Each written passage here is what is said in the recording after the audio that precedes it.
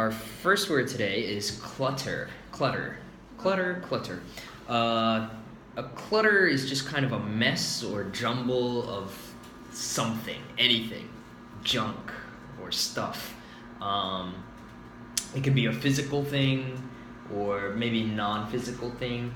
For example, mothers often come into their child's room and say, clean up this clutter.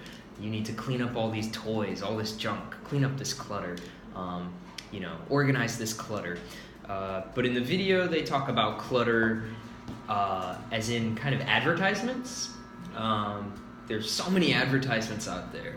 There's just a jumble of advertisements. It's a clutter of advertisements that we are always seeing, and it's confusing and very disordered to us. So that can be like a clutter.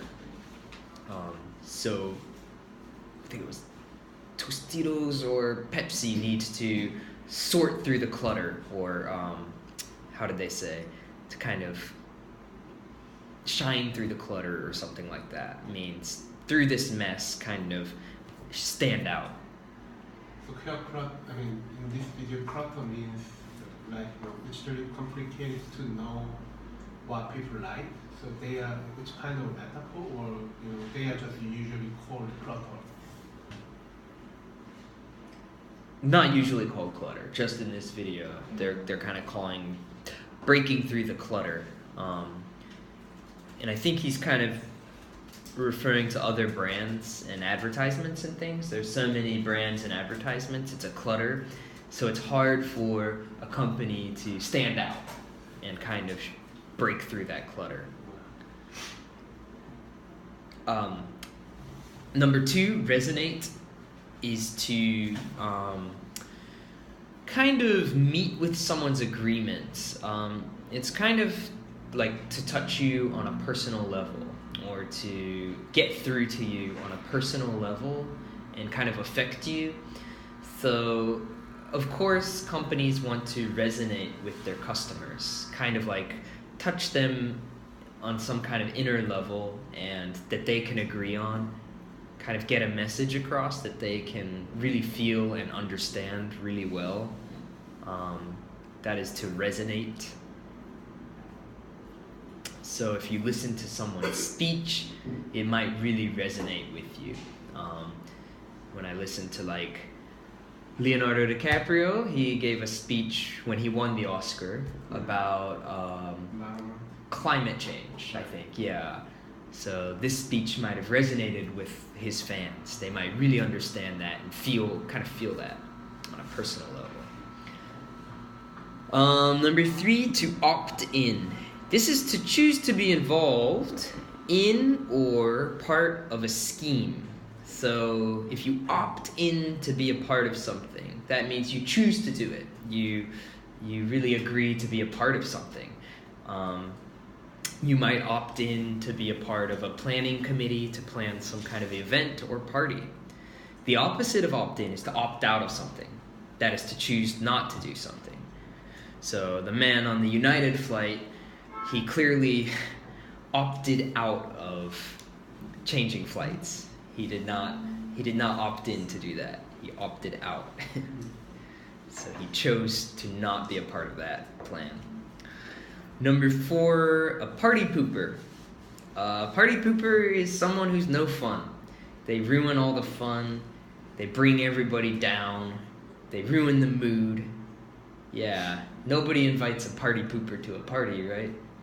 They're no fun.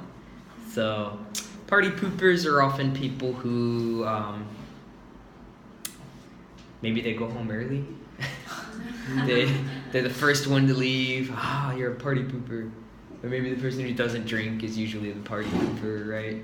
It's like, you're being a party pooper. Poop. Yeah. So kind of like spoils the party, poops the party. Another common expression is wet blanket. You call this person a wet blanket. Wet blanket or a party pooper is kind of the same meaning. Wet blanket.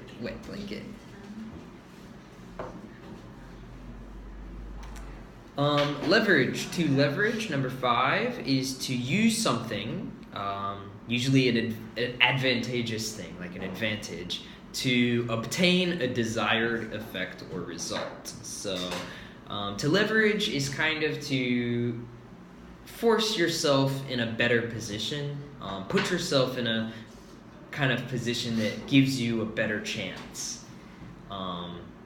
Getting leverage, gaining leverage is kind of like gaining an advantage, getting an advantage.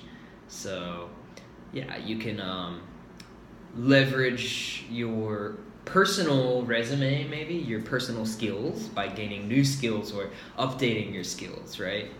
Or kind of modernizing your system. A company might leverage their whole computer system by updating things and making their technology cutting edge. This is kind of leveraging. Number 6, take pride in. Not quite tooting your own horn. Take pride in is more of just being proud of something.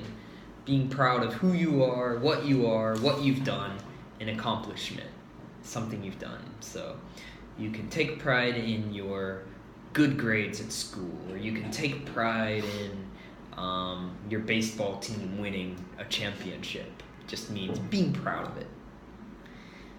Number 7 is inauguration, which is the mark of the beginning of a system, policy, or period. So in the video, this Super Bowl commercial was kind of the inauguration of Pepsi's zero sugar product. So it's kind of like the beginning, the start, the launch of this.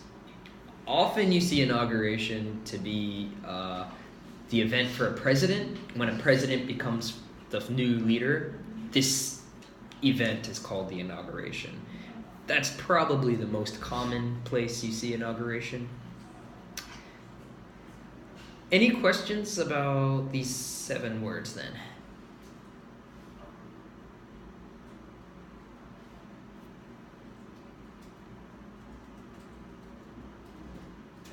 Okay, pretty easy to